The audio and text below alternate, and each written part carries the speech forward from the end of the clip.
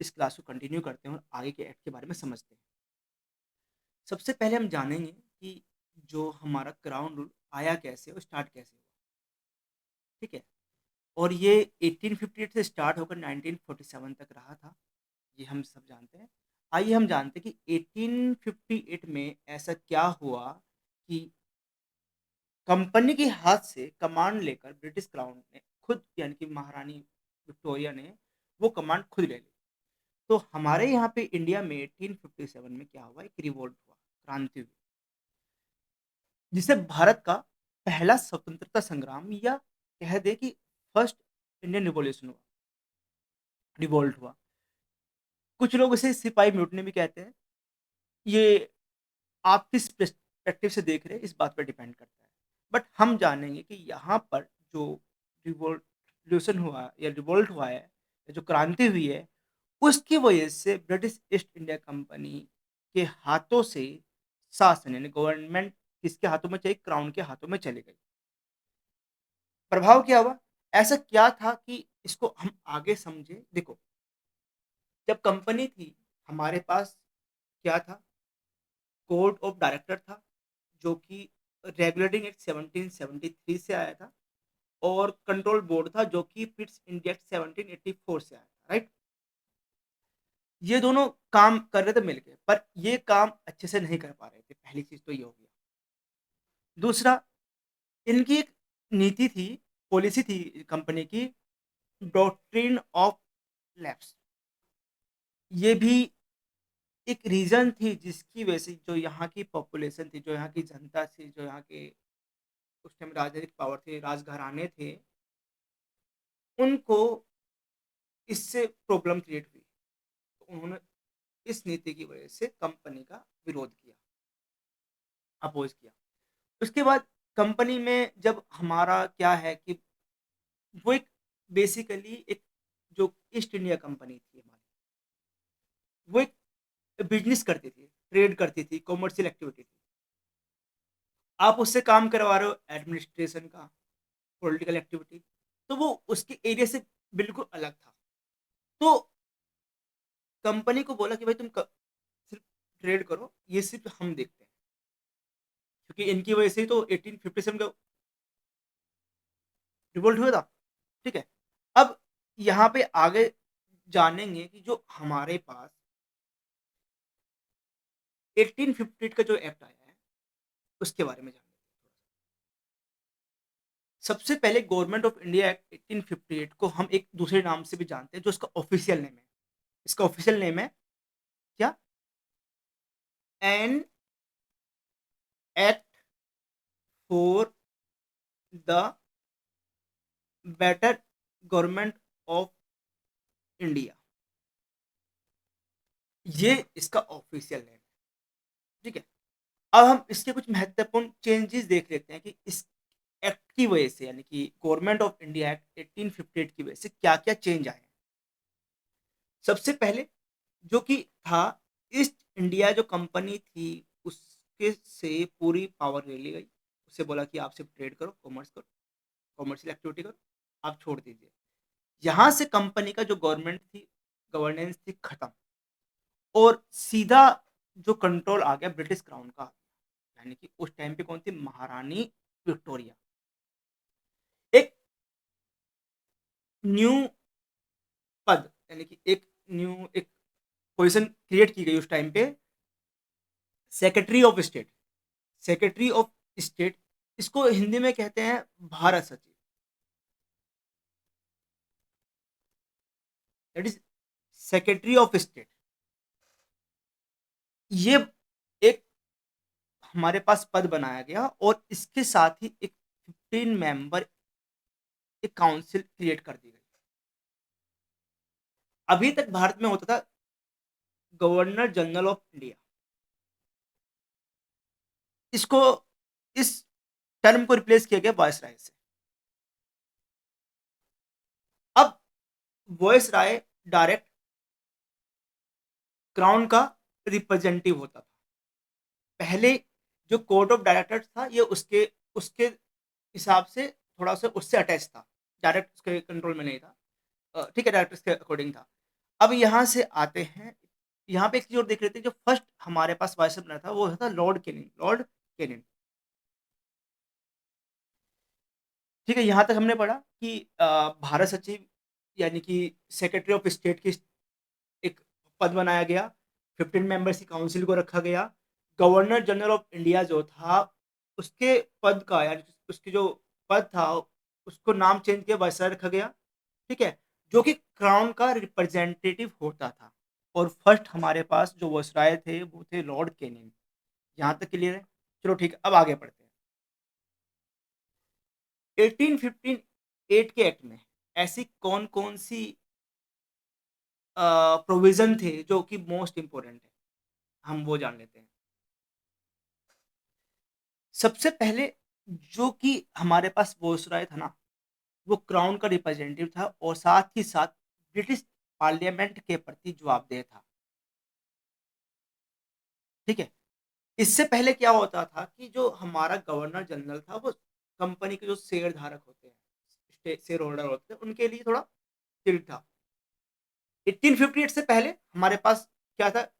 Control board director. ठीक है, code of director, ये सारे के सारे थे। अब बिल्कुल इन्हें हटा दिया गया, हमारे पास क्या आ गया? सेक्रेटरी ऑफ स्टेट आ गया। ठीक है, रिपीटेशन हो रहा है इस क्लास में आपको, हाँ रिपीटेशन मिलेगा बार बार चीज़ों का, क्योंकि अभी हम एक एक्ट को पढ़ेंगे, फिर बाद में उनको कंपेरिजन भी करेंगे, फिर एक्ट पढ़ेंगे, फिर कंपेरिजन करेंगे। तो वीडियो थोड़ी लंबी होगी, बट अगर आप इसको एक बार करेंगे तो आपके दिमाग में बहुत सी बातें छप जाएगी, तो उसको बाद में आपको कम एफर्ट से ज़्यादा चीज़ रिटेन कर पाएंगे आप। ठीक है, इसके बाद हम आगे बात करते हैं। अब हम देखते हैं इंडियन काउंसिल एक्ट 1861। अभी हमने 1858 को देखा था। अगर हमने इस एक्ट को ध्यान से देखे तो ये बेसिकली टूवर्ड सेंट्रलाइजेशन था, यानी केंद्रीकरण हो रहा था यहाँ पे, कि सारी पावर एक जगह इकट्ठा करके तुम्हें दे दी है, कि वो क्राउन का रिप्रेजेंटेटिव हो गया, ऐसे जो भी था। अब 1861 में क्या हुआ? थोड़ा सा चेंज आया है यहाँ पे काम करने के तरीकों को लेके। कैसे? कि सबसे पहले जो 1861 था, ये हमारा रिप्रेजेंटेशन एंड डिसेंट्रलाइजेशन की यहाँ से बेस बनना स्टार्ट हुआ। किसका? रिप्रेजेंटेशन यानी प्रतिनिधित्व, डिसेंट्रलाइजेशन यानी कि विकेंद्रीकरण। ठीक है, अब कैसे, इसके बारे में हम देखते हैं। सबसे पहले हमने देखा था कि 1833 में क्या हुआ था, कि जो बॉम्बे एंड मद्रास की जो प्रेसिडेंसिया थी उनकी पावर छीन ली गई थी, और वो किसमें इन्वेस्ट कर दी गई थी? बंगाल में। ठीक है, बंगाल गवर्नर जनरल में। अब यहाँ पे क्या हुआ कि अब आके 1861 में इनको इनकी पावर, इनको बॉम्बे और मद्रास प्रेसिडेंसी को इनकी पावर वापस दी गई, कानून बनाने की शक्ति। ठीक है, और यहाँ से आगे हमारे पास एक डिसेंट्रलाइजेशन का एक न्यू फेज स्टार्ट होगा। ठीक है, इसके बाद क्या हुआ? 1861 में ही जो वायसराय था ना, इसकी काउंसिल में नॉन ऑफिशियल मेंबर्स की नामांकित किया गया, यानी कि नॉमिनेट किया गया। क्या किया? नोमिनेट। यानी कि मैं क्या कह रहा हूँ, वायसराय की जो काउंसिल थी उसमें नॉन ऑफिशियल मेंबर को नॉमिनेट किया गया। क्या किया गया? नॉमिनेट किया गया। तो ये सारी पावर मिल गई। यहाँ पे सबसे पहले तीन हमारे पास नॉन ऑफिशियल जो इंडियन थे वो इसमें आए थे। ठीक है, इतना हो गया। इसके बाद हम आगे देखते हैं। 1861 में ही हमारे यहाँ पर पोर्टफोलियो सिस्टम लाया गया। इसका मतलब क्या होगा? जो डिपार्टमेंटल सिस्टम, यानी कि जो डिपार्टमेंटल जो सिस्टम था उसको मान्यता दी थी, यानी कि विभागीय प्रणाली को मान्यता दी थी। यानी कि एक सदस्य को सरकार के एक या एक से अधिक विभागों का प्रभारी बनाया जा सकता था। जैसे कि अभी कोई एक मंत्री है या मिनिस्टर है, तो उसको एक डिपार्टमेंट के साथ साथ दूसरी जगह का बना सकते हैं। यानी कि अगर कोई रक्षा मंत्री है वो साथ में गृह मंत्री भी हो सकता है। इस तरह का सिस्टम यहाँ से इंट्रोड्यूस होना स्टार्ट हो गया। ठीक है? इसके बाद हम देखते हैं अध्यादेश, ऑर्डिनेंस की पावर। किसकी पावर? ये बहुत इंपॉर्टेंट है, ऑर्डिनेंस की पावर। अध्यादेश, ये कैसा हुआ कि यहाँ पर वॉयसराय को एक पावर मिली ऑर्डिनेंस की, यानी कि जो काउंसिल थी वो उनकी परमिशन को ओवरराइड कर सकता था और जब भी उसे जरूर लगे ऑर्डिनेंस चला सकता था। और इसकी जो टेंडेंसी थी, यानी जो टेन्योर था या टाइम था, 6 मंथ तक होता था, जैसे आज भी 6 मंथ तक होता है। ठीक है? अब हम क्या करते हैं, हमने देखा इस चीज को कि हमारे पास ऑर्डिनेंस की पावर, पहली बात नॉन ऑफिशियल मेंबर की नियुक्ति। ठीक है? हमारे पास क्या हुआ था, डिसेंट्रलाइजेशन हुआ था।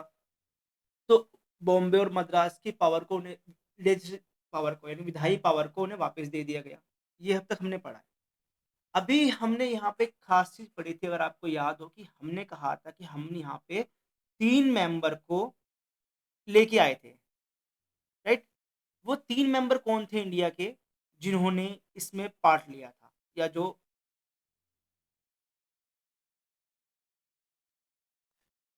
जो पहली बार नॉन ऑफिशियल मेंबर बने थे, और ये सिर्फ नाम मात्र के थे। अब तुम्हें थोड़ा सा जानने के लिए थोड़ा सा मिलेगा, तो पहला पॉइंट है हमारे पास, जो पहले मेंबर बने थे वो थे बनारस के राजा, राजा ऑफ बनारस। नाम था इनका राजा देवनारायण से। इनको नॉन ऑफिशियल मेंबर क्यों बनाया गया जानते हो? इनको इसलिए बनाया गया था क्योंकि इन्होंने 1857 में ईस्ट इंडिया कंपनी का सपोर्ट किया था। तो इसलिए उन्हें लगा कि इन्हें अपने पास शामिल करना चाहिए। सेकंड थे हमारे पास महाराजा ऑफ पटियाला। इनका नाम था महाराजा नरेंद्र सिंह। ये एक शक्तिशाली सिख राजा थे, और इनकी पावर के हिसाब से इनको नॉन ऑफिशियल मेंबर बनाया गया था। थर्ड मेंबर थे सर दिनकर राव।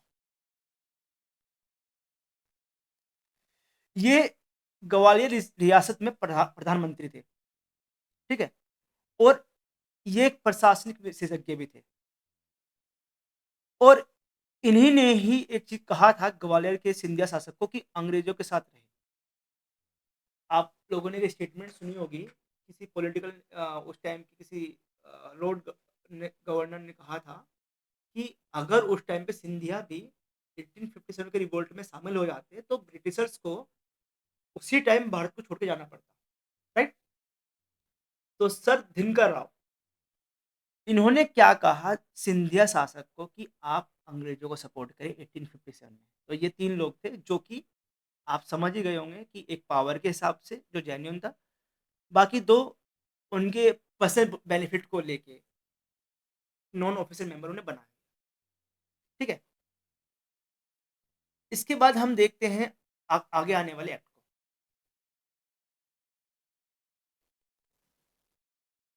हमारे पास नेक्स्ट एक्ट है इंडियन काउंसिल एक्ट 1892।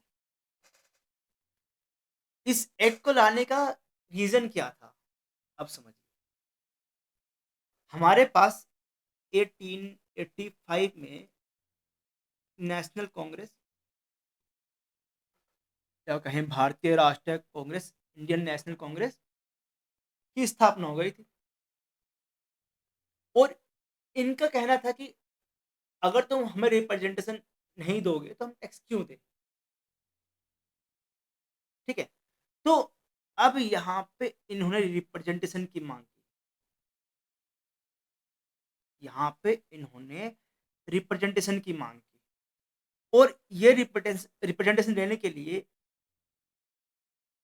के लिए या इस सेंटिमेंट को उन्होंने शांत करने के लिए इंडियन काउंसिल एक्ट को लेके आ गए, और यहीं से हमारा विधायी परिषद यानी कि लेजिस्लेटिव काउंसिल में सुधार की प्रक्रिया और रिप्रेजेंटेशन को थोड़ा-सा इंक्रीज़ हुआ। जैसे इस एक्ट की जो इम्पोर्टेंट बात है हम उसको जान लेते हैं। कैसे? हमारे पास 1861 में जो कि 3 नॉन ऑफिशियल मेंबर थे, ठीक है? उनकी जन अब उनकी संख्या बढ़ा दी गई।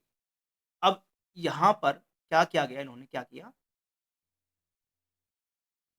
नॉन ऑफिशियल मेंबर की जो नंबर्स थे उनको इंक्रीज़ कर दिया। फर्स्ट चीज़ तो उन्होंने ये की। ये क्या होते थे? नॉमिनेटेड होते थे। क्या होते थे? नॉमिनेटेड। अब इसकी जगह इन्होंने क्या किया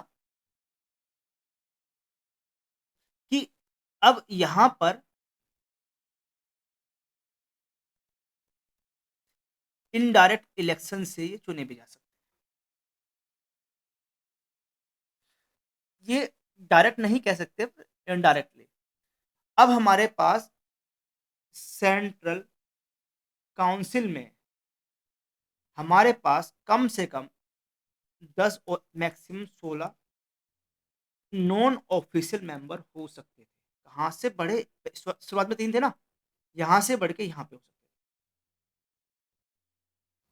थे। इसके बाद क्या हुआ, जहाँ 1861 में जो 3 मेंबर थे, बेसिकली उनके ही, मतलब थे तो इंडियन, पर बेसिकली वो उन्हीं के सपोर्टिव थे। तो वे वहाँ पे क्या करते, उन्हीं की बात सुनेंगे। तो बस वहाँ पे कोई भी एक्ट आया, कुछ भी आया, उन्होंने सिर्फ़ उसे सुना और बस शांत बैठ गए। उनका कुछ अगर आर्गुमेंट भी हुआ, उनकी कोई नहीं मानेगा। सब वो वहाँ पे देख सकते थे। यहाँ पर आने के बाद 1892 में आने के बाद क्या हुआ, इनको जो एक बजट है ना, बजट, उस पर चर्चा कर सकते थे, बात कर सकते थे, अपना पॉइंट रख सकते थे। अब ज़रूरी नहीं वो सामने वाला उसको रिप्लाई करे, बस आपने बोल दिया, इनफ है। हम सुने या ना सुने, ये हमारी मर्ज़ी। 1892 में बस इतना ही हुआ था। इसके बाद वोट देने की पावर इनके पास नहीं थी। बस आप बता दो, आपका काम खत्म है। आपको वोट नहीं देना है, ना ही कोई सप्लीमेंट्री क्वेश्चन करने थे। बजट पर चर्चा कर सकते थे, बट कोई सप्लीमेंट्री क्वेश्चन नहीं पूछ सकते थे। वोट भी नहीं दे सकते थे इस टाइम पर, ठीक है? अब क्या हुआ, और अगर आपको कुछ पूछना भी है ना, आपको 6 दिन का डे पहले नोटिस देना पड़ेगा कि भाई मुझे एक आपसे कुछ पूछना है। तो 1892 में ये हुआ। कमियाँ अगर हम देखें, सीमित अधिकारी, क्योंकि हम बजट पर चर्चा तो कर सकते हैं, पर उसपे कोई सप्लीमेंट्री क्वेश्चन नहीं पूछ सकते, उसपे वोट नहीं दे सकते हैं, तो ये गलत था। अब क्या था, स संख्या तो बढ़ा दी थी इन्होंने नॉन ऑफिशियल मेंबर की, 3 से 10 से 16 तक, बट अभी भी इनको बहुमत के आस-पास भी नहीं थे, और निर्वाचन जो इनडायरेक्ट इलेक्शन था, वो सिर्फ़ केवल एक सिफ़ारिश आधारित था, उसे जनता नहीं चुनती थी, ठीक है? इसके बाद अब हम देखते हैं 3 चीज़ को देख लेते हैं। 1858, 1861 और 1892, बस एक बेसिक ओवरव्यू देखते हैं जो हमने पढ़ा है। थोड़ा-सा रिपिटेशन होगा, बट कुछ कभी-कभी रिपिटेशन ज़रूरी होता है। इवन क्लास की लेंथ थोड़ी लंबी हो जाएगी। आप काट भी सकते हो अगर आपको नहीं करना है, बट ये ज़रूरी है। सबसे पहले 1858 में क्या हुआ कि जो हमारा क्राउन था ना, क्राउन रूल आ गया। यानी कि यहाँ पे ट्रांसफ़र हुआ था पावर का। कहाँ से? ईस्ट इंडिया कंपनी से क्राउन। सेकंड, 1861 में हमारे पास वॉइसरॉय काउंसिल में 3 नॉन ऑफिशियल मेंबर आए थे। यानी कि नॉन ऑफिशियल मेंबर के रूप में ही सही, हमें रिप्रेजेंटेशन मिला था, ठीक है? 1892 में क्या हुआ कि यहाँ पर पहली बार पार्लियामेंट्री सिस्टम को इंट्रोड्यूस किया गया। डायरेक्ट इनडायरेक्ट वो बात की बात है, पर इंट्रोड्यूस किया गया। 1858 में दोबारा देखेंगे कि जो हमारे पास एक वॉइसरॉय था प्लस एक भारत सचिव सेक्रेटरी ऑफ स्टेट, ये हुआ। यहाँ पर 1861 पे आने के बाद वॉइसरॉय को एक पावर मिली ऑर्डिनेंस की, जो कि 6 महीने तक वैलिड होता था और वो अपनी काउंसिल के डिसीजन को ओवरराइड कर सकता था। 1892 में क्या हुआ? 1892 में क्या हुआ कि यहाँ पर आपको बजट पर चर्चा कर सकते थे, यानी कि डिस्कशन तो कर सकते थे, बट आपको वोट नहीं था, आपको सप्लीमेंट्री क्वेश्चन पूछने का राइट नहीं था। इतना हुआ। इसके बाद यहां पर 1858 में हमारे पास कोर्ट ऑफ डायरेक्टर था एंड कंट्रोल बोर्ड था, इसको खत्म कर दिया गया। इसकी जगह हमने क्या किया था, भारत सचिव और सिफारिश बनाई थी और नाम चेंज किया था गवर्नर जनरल ऑफ इंडिया से बॉयसरॉय, ये हमें पता है। 1861 में क्या हुआ था, पोर्टफोलियो सिस्टम इंट्रोड्यूस हुआ था। इसका मतलब क्या हुआ कि एक सदस्य जो काउंसिल का होता था वो गवर्नमेंट के डिफरेंट डिपार्टमेंट का हेड हो सकता था। और 1892 में आकर हमें इनडायरेक्ट इलेक्शन को थोड़ा थोड़ा देखने को मिला। यहां हुआ 1858 में क्या हुआ था, अभी भारतीयों की कोई भी भूमिका नहीं थी, इंडियंस की कोई भी भूमिका नहीं थी, बट यहाँ पर पहली बार 3 मेंबर आए गए थे, बस आ गए थे। अब 1892 में हमें चर्चा करने का, क्वेश्चन पूछने का राइट तो मिला, भले ही हमें सप्लीमेंट्री क्वेश्चन करने का राइट ना मिला हो, ठीक है, डिस्कशन करने का राइट तो मिल गया था हमें, ये होगा। इसके बाद हमारे पास एक यूपीएससी के हिसाब से पॉइंट को याद रख लेते हैं।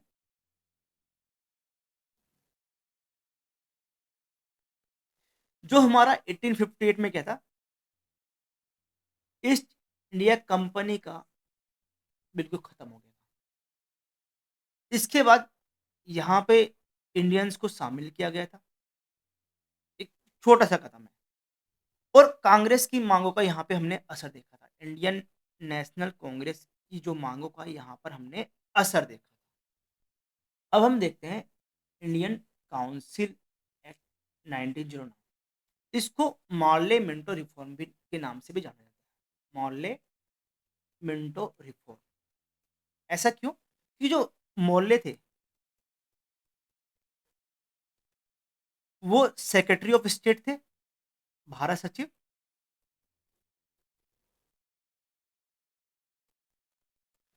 और जो हमारे मिंटो साहब थे, लॉर्ड मिंटो, वो हमारे वॉइस राय थे। उन्हीं के नाम पर ये नाम पड़ा है। हमने देखा कि 1892 में जो नॉन ऑफिशियल मेंबर थे ना, वो 10 से 16 हो गए थे, यानी कि जो कहें कि केंद्रीय विधायी परिषद, सेंट्रल लेजिस्लेटिव काउंसिल जो थी वो 10 से 16 थी, अब उसे बढ़ाकर 16 से 60 कर दिया गया था। ये काफी बड़ा नंबर है ना। अब साथ ही साथ क्या हुआ कि जो प्रोविंस काउंसिल थी प्रोविंस में, उनकी भी संख्या बढ़ाई गई, यहाँ पे प्रोविंस काउंसिल की नंबर भी बढ़ाए गए। अब क्या हुआ, जो ऑफिशियल सदस्य ना अभी भी बहुमत में थे, यानी कि दो तरह के मेंबर थे, ऑफिशियल और नॉन ऑफिशियल। तो ऑफिशियल जो मेंबर थे अभी भी सेंट्रल काउंसिल में बहुमत में थे। और क्या था कि अब अभी तक हमारे पास चर्चा करने का, क्वेश्चन पूछने का राइट तो दिया था 1892 में। 1892 में हमें डिस्कशन करने का और साथ ही साथ क्वेश्चन करने का राइट था, बट हमारे पास सप्लीमेंट्री क्वेश्चन करने का या वोटिंग का राइट नहीं था। बट अब यहां पर आके हमें सप्लीमेंट्री क्वेश्चन करने का राइट दे दिया गया, यानी कि पूरक प्रश्न पूछने का राइट दे दिया गया। अब हमारे पास बजट में चर्चा तो पहले भी कर सकते थे और अभी भी कर सकते हैं। और अब क्या हुआ कि जो इंडियन मेंबर हैं, वो बजट पर प्रस्ताव को ला भी सकते थे। यानी कि अब इंडियन मेंबर बजट लेके वहाँ पे जा भी सकते थे कि भाई हमने ऐसा बजट बनाया है। यानी कि वो उस प्रस्ताव को लेके अपने सदन में रख सकते थे। यहाँ पे एक नाम इम्पोर्टेंट हो जाता है, वो नाम है हमारा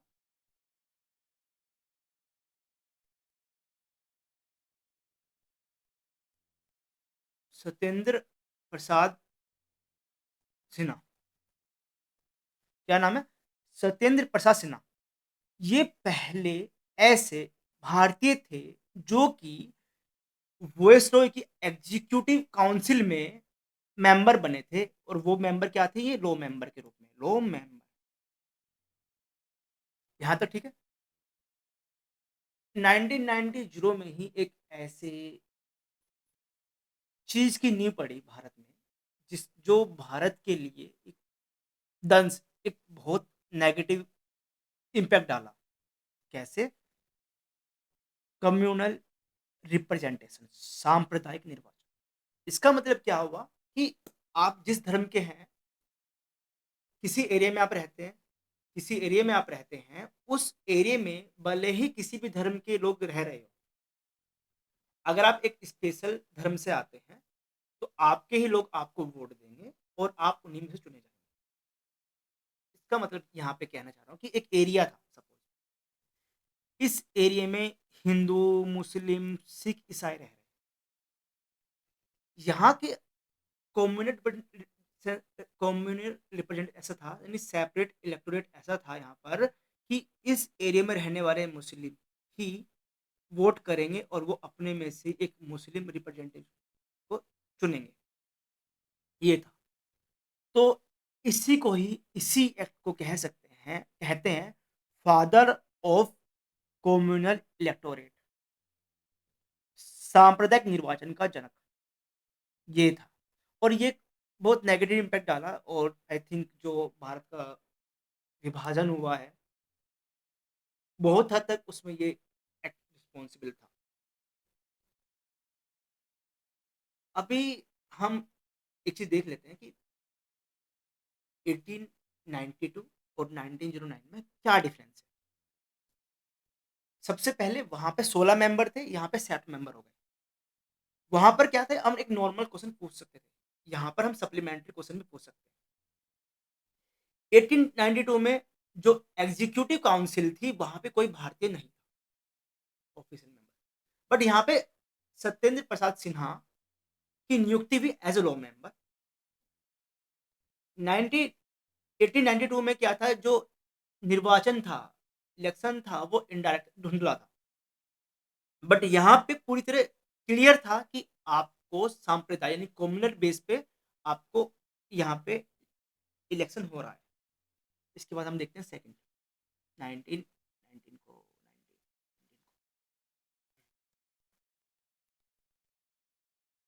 गवर्नमेंट ऑफ इंडिया एक्ट 1999। इसको कहते हैं मॉन्टेग्यू चेम्सफोर्ड रिफॉर्म, एमसीआर। ये बहुत कॉम्प्लेक्स है बट बहुत इंटरेस्टिंग है। कैसे? आइए जानते हैं।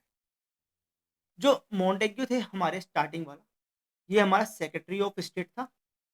और चेम्सफोर्ड हमारे वॉइस राय थे। ठीक है। और इस एक्ट का एक मतलब था, टारगेट ये था कि हम लेके आएंगे भारत के अंदर रिस्पॉन्सिबल गवर्नमेंट, यानी कि उत्तरदायी सरकार। ठीक है। यहां पर अगर हम देखें, पहली बात, 1909 में कम्युनल इलेक्टोरेट आया। ठीक है। 1919 में दायर किया है। इसको कहते हैं द्विवेद हिंदी में। मतलब पावर का सेपरेशन कुछ इस तरह होना कि दो इंस्टीट्यूशन मिलके आपस में गवर्नमेंट को चलाएंगे। कैसे? अभी देखते हैं। ये थी हमारी डायरकी आई हमारे पास प्रोविंस में।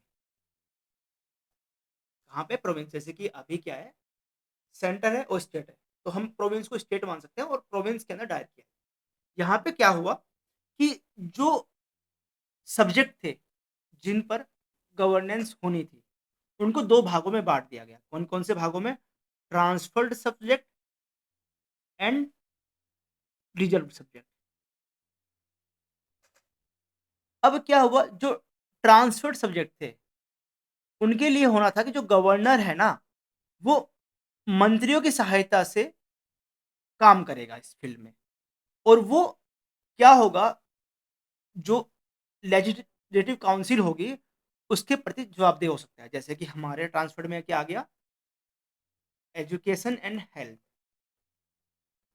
वहीं जो रिजर्व्ड सब्जेक्ट थे, उसके अंदर आपके आ जाते थे पुलिस, जस्टिस और फाइनेंस।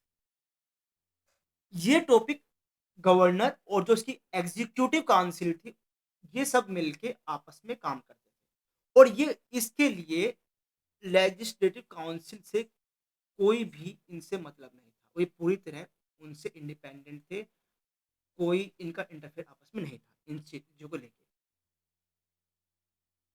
अब क्या हुआ, यहाँ से सेंटर में आपका आया द्विसदनीय व्यवस्था, बाइकैमरलिज्म। इसका मतलब क्या हुआ कि यहाँ पर प्रत्यक्ष निर्वाचन के चुनाव हुए और यहाँ पर स्थापित हुआ, सेंटर में हुआ द्विसदनीय व्यवस्था, यानी कि बाइकैमरलिज्म। यहाँ पे 2 हाउस बने, कौन-कौन से? अपर हाउस, जिसको कहा गया काउंसिल ऑफ स्टेट, और एक था लोअर हाउस, जिसको कहा गया हमारा लेजिस्लेटिव असेंबली। ये हमारे 1919 में बने थे। अभी तक हमने, क्या हुआ था 1909 में, कि मुस्लिम लोगों को ही हमने कम्युनल इलेक्टोरेट दिया था। लेकिन अब जाके हमने सिख को, भारतीय ईसाई यानी कि क्रिश्चियन लोगों को, एंग्लो इंडियंस और यूरोपियन को, इन चारों को भी हमने क्या किया? सेपरेट इलेक्टोरेट दे दिया। सांप्रदायिक निष्पादन यहाँ से इनके लिए भी आ गया। अभी यहाँ पे 2 चीज़ इम्पोर्टेंट है। यहाँ पे सेंट्रल पब्लिक सर्विस कमीशन का भी गठन का प्रावधान किया गया, और ये बना 1926 में। इसके बाद हमें कहा गया था कि यहाँ पे स्टैट्यूटरी कमीशन बनेगा, वैधानिक आयोग बनेगा, जो कि 10 साल बाद बनना था, यानी कि ये बनना था अप्रॉक्स 10 साल बाद अगर माने तो 1929, बट ये क्योंकि इनेक्ट हुआ था 1921 में, तो हम कह सकते हैं 1930 बनना था। तो ये कहा गया था कि 10 साल बाद हम आपको आपके लिए एक वैधानिक आयोग का गठन करेंगे, जो ये जाँच करेगा, जो ये देखेगा कि हमने कहाँ तक आ चुके हैं गवर्नेंस को लेकर। अभी मैंने कहा था कि यहाँ पे जो इलेक्शन है ना, वो थोड़ा पहले से सही हो गया। तो यहाँ पर सीमित जनसंख्या को वोट देने का राइट दिया गया, और उसका बेस था हमारा, हमारे पास प्रॉपर्टी कितनी है, साथ ही हमारी एजुकेशन। ये 2 चीज़ें बेस बनी वोटिंग राइट्स को लेके। और आपको अगर बताऊँ तो 1919 में ही भारत में महिलाओं को वोटिंग राइट्स मिल गया था, बट वो बहुत सिलेक्टिव था, जिनके पास प्रॉपर्टी बहुत ज़्यादा हो, जिनकी एजुकेशन बहुत अच्छी हो, सिर्फ़ वही वोटिंग दे सकते थे। ठीक है? अब हम देखते हैं आगे 1935। 1935 में क्या है जो देखने के लिए, वो हम बता दें कि ये एक इम्पोर्टेंट एक्ट है, जिसने भारत के शासन की नींव रखी, और लगभग आज भी भारत का 55 से 65% जो कॉन्स्टिट्यूशन है, लगभग, या उससे मोर देन, उससे भी ज़्यादा कह सकते हैं, वो इसी एक्ट से सीधे-सीधे लिया गया। इस एक्ट में बहुत सी ऐसी बातें कही गई थी जो कि एग्ज़ीक्यूट नहीं हो पाई, और बहुत सी बातें एग्ज़ीक्यूट हो गई। जैसे कि यहाँ पे कहा गया था all India federation, Akhil Bharatiya संघ बनाने की बात रखी गई, जिसमें कि जो ब्रिटिश भारत के अंदर प्रोविंस आने वाले थे और जो यहाँ की प्रिंसली स्टेट थे, उन्हें मिलके एक हमारा ऑल इंडिया फेडरेशन बनना था। बट इसके लिए क्या हुआ कि जो फेडरेशन के लिए जरूरी थे प्रिंसली स्टेट, उन्होंने मना कर दिया था, और कांग्रेस भी इस चीज के लिए नहीं मानी थी। ठीक है, इसके बाद हम आगे आते हैं, क्योंकि यहाँ पे आपस में सहमति ही नहीं बन पाई, तो क्या हुआ, नल एंड वर्ड, ये वाला पॉइंट। अभी क्या हुआ था 1919 में, स्टेट में आपका प्रोविंस में दायर किया। अब यहाँ पे क्या हुआ, इस स्टेज में आके आपको सेंटर और स्टेट के पावर्स का डिस्ट्रीब्यूशन हुआ। यहाँ पे सेंटर एंड प्रोविंस यानी स्टेट, बोलो स्टेट भी, इनके बीच क्या हुआ, पावर का सेपरेशन हुआ। और हमारे पास तीन लिस्ट बनी, संघीय सूची यानी फेडरल लिस्ट, प्रांतीय सूची यानी प्रोविजनल प्रोविंशियल लिस्ट, समवर्ती सूची में कनकन लिस्ट। तो यानी कि फेडरल लिस्ट, प्रोविंशनल लिस्ट और कनकन लिस्ट, ये थी। अभी फेडरल कहते हैं सेंट्रल लिस्ट, संघ सूची। ठीक है, अब ये आज भी भारत के संविधान में है, संविधान के 7वीं अनुसूची में ये है, लेकिन थोड़ी मॉडिफाई हो गई। ठीक है, अभी यहाँ पे क्या हुआ था, जो 1990 में जो डायरकी आई थी उसको समाप्त किया गया था, मैं तुम्हें बता ही चुका हूँ। अब यहाँ पे प्रोविंस में तो समाप्त कर दिया, बट हुआ क्या कि सेंटर के अंदर डायरकी यानी कि द्वैत शासन कहां पे आ गया, एट द सेंटर, सेंटर में डायरकी यहाँ पे इंट्रोड्यूस कर दी गई। इसका मतलब क्या हुआ, यहाँ पे भी दो तरह के रिजल्ट और ट्रांसफर सब्जेक्ट हुए सेंटर में भी। थोड़ा सा इंपॉर्टेंट चीज देख लेते हैं यहाँ पे कि 1935 एक्ट की वजह से ही हमारे आरबीआई एंड हमारा फेडरल कोर्ट, जिसको अभी हम सुप्रीम कोर्ट कहते हैं, उसकी नींव 1947 के एक्ट से आने से पहले हमारे पास बहुत सी ऐसी चीज हुई जो हमारे लिए इम्पोर्टेंट है, जैसे क्रिप्स मिशन हो गया, माउंट बेटन योजना हो गई, अगस्त प्रस्ताव हुआ। ये हमारे लिए इम्पोर्टेंट है और हमें इन्हें करना भी है। बट अभी हम क्योंकि बेसिक 7 आर्टिकल पढ़ रहे हैं, तो अभी हम उन पे फोकस करते हैं। तो ये था, ये एक माउंट बेटन योजना के अंतर्गत लाया गया था, और इस पर हमारे पास 18 जुलाई को 1947 में मोहर लगी थी, ये पास हुआ था 18 जुलाई 1947 को। माउंटेन विजन योजना जो थी उसके अकॉर्डिंग बोला गया कि हमें स्वतंत्रता दी जाएगी। अब 1947 में क्या हुआ, हमारे यहाँ से ब्रिटिश गवर्नमेंट खत्म हो गई, हमारे यहाँ से ब्रिटिश गवर्नमेंट खत्म हुई, और दो independent and sovereign dominion state बनाए गए। कौन कौन से, इंडिया एंड पाकिस्तान। ठीक है, और इनको बोला गया अब कि, मतलब इस एक्ट में, मतलब ये तो भारत में हुआ था बेसिकली, तो यहाँ पे क्या हुआ कि भारत को या पाकिस्तान को ब्रिटिश राष्ट्रमंडल, जिसे हम कॉमनवेल्थ भी कहते हैं, वे अपने हिसाब से उनसे अलग हो सकते थे या साथ रह सकते थे, ये उन्हें आजादी थी। इसके साथ साथ ही हमारे यहाँ से क्या हुआ, जो वॉइस रॉय का पद को समाप्त किया गया, और अब क्या हुआ, दोनों ही इंडिया और पाकिस्तान में गवर्नर जनरल के पद बने, governor general, governor general. Bharat का जो गवर्नर जनरल था 1947 में, वो माउंट बेटन था। कौन था, माउंट बेटन।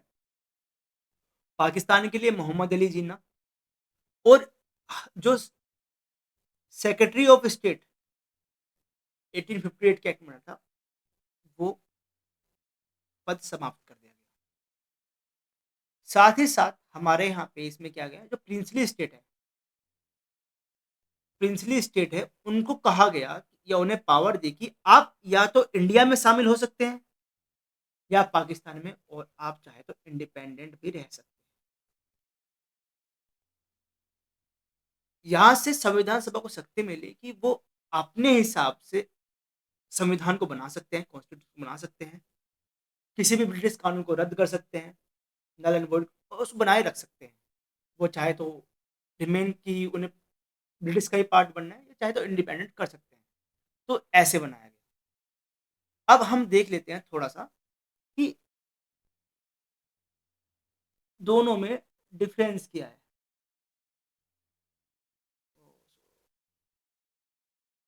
अब हम देख लेते हैं दोनों में डिफरेंस क्या है 35 और 47 में।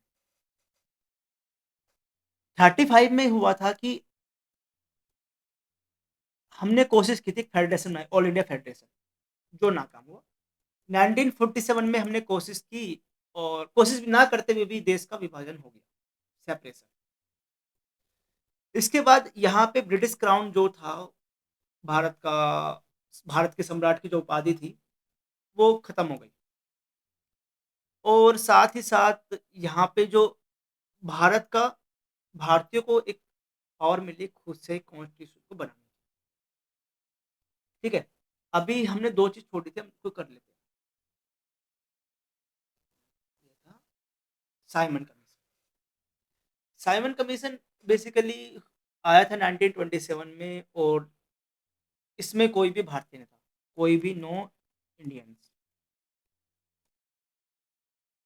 और इसने अपनी रिपोर्ट दी थी हमारे यहाँ पे 1930 में, और इसने बताया था कि इंडिया में आगे कैसे पॉलिटिकल रिफॉर्म करने हैं। इसका अपोज भी किया गया, और साइमन वापस जाओ के नारे भी लगे, क्योंकि इसमें कोई इंडियंस नहीं था। ठीक है, एक है यहाँ पे communal award. Basically British government चाहती थी, या फिर वे लोग चाहते थे ब्रिटिशर्स, कि जो हमारे यहाँ पे हिंदूज है उनके बीच में दरार डाली जाए। बेसिकली SC ST इन लोगों को भी यहाँ पे क्या हुआ कि इनको भी सेपरेट इलेक्टोरेट देना पड़े, ऐसी बात हो रही। तो इस बीच क्या हुआ कि गांधी जी तो इसके अपोज में थे, और जो हमारे डॉक्टर भीमराव अम्बेडकर जी थे वो सपोर्ट में थे। तो ये इन दोनों के ही बीच में था, और फिर यरवदा जेल में उन्होंने अनशन किया गांधी जी ने। तो फाइनली भीमराव अम्बेडकर जी मान गए, और हमारे उस टाइम SC ST के लिए कोई कम्युनल अवार्ड नहीं है, बट एक न्यू सिस्टम इंट्रोड्यूस हुआ, रिजर्वेशन, जिसको हम आज भी देख रहे हैं। और आई थिंक इस चैप्टर के मोस्ट इंपोर्टेंट चीज़ें हम कवर कर चुके हैं। और नेक्स्ट क्लास में हम क्या करेंगे, PYQ करेंगे। बेसिकली जो भी डिफरेंट एग्जाम में आए होंगे, हम उनको सोल्व करेंगे और देखेंगे क्या कि हमने जो पढ़ा है, क्या हमने एग्जाम के रेस्पेक्टिव से सही पढ़ा है या नहीं पढ़ा है। इफ़ यू थिंक कि आपने इसको, वीडियो को देख के अच्छा लगा, आपको टाइम की वैल्यू हुई यहाँ पर, तो please like, share and subscribe, and don't forget the press the bell icon for regular video updates. Thank you.